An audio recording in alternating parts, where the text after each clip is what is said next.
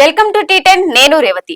దేశంలో అధిక ధరలతో ఓవైపు పేదలు మధ్యతరగతి ప్రజలు ఆదాయాలు హరించుకుపోతుంటే మరొక వైపు సంపన్నుల ఆదాయాలు కోట్ల రూపాయల్లో పెరిగిపోతున్నాయి. భారత్ లో ప్రతి 5 రోజులకు ఒక్క కుబేరుడు పుట్టుకొస్తున్నారని హురున్ ఇండియా వెల్లడించింది. గతేడాది వీరి సంఖ్య 29% పెరిగిందని హురున్ ఇండియా వ్యవస్థాపకులు అనస్ రెహమాన్ జునైద్ వెల్లడించారు.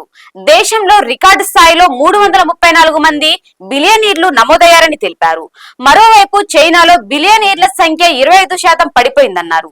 జూలై 31 నాటికి గణాంకాలను ఆధారంగా చేసుకుని హురున్ ఇండియా రిచ్ లిస్ట్ 2024 నివేదికను ప్రకటించింది. గౌతమ్ అదానీ అగ్రస్థానంలో నిలువగా ముఖేష్ అంబానీ రెండో స్థానానికి పడిపోయారు.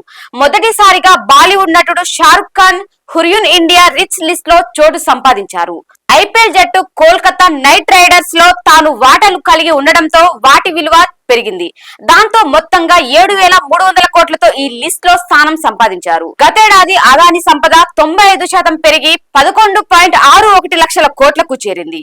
అంబానీ సంపద 10.14 లక్షల కోట్లు ఉంది. గత 5 ఏళ్లుగా Shiv Nadar, Cyrus S Poonawalla and family, Gopichand Hinduja and family, డిమాండ్ అధినేత Radhakishan Damani and family top స్థానాల్లో ఉన్నారు.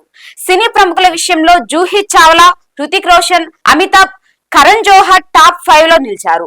ఈ జాబితాలో జెప్టో వ్యవస్థాపకుడు 21 ఏండ్ల కైవల్య ఓహ్రా అతి చిన్న వయసులోనే బిలియనీర్ గా నమోదయ్యారు. మరో సహ వ్యవస్థాపకుడు 22 ఏండ్ల ఆదిత్ పలిచా ఈ జాబితాలో రెండో స్థానంలో నిలిచాడు. ఇది ఇవాల్టి న్యూస్. చూస్తూనే ఉండండి టీ10.